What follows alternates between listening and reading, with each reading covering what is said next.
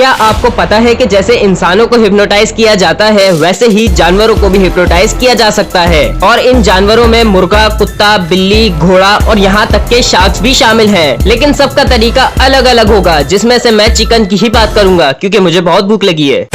जैसे ही आप मुर्गे को ऐसे जमीन पर लिटा कर उसके सामने सीधी लाइन खींचोगे वो वहीं हिप्नोटाइज हो जाएगा और बिल्कुल भी नहीं हिलेगा मैक्सिमम 30 मिनट तक। एक्चुअल में इस एक्टिविटी को टोनिक इमोबिलिटी कहते हैं, जिसमें जानवर डर कर हरकत करना बंद कर देता है ताकि जो भी इसका शिकार कर रहा है वो इसे मरा हुआ समझकर छोड़कर चला जाए।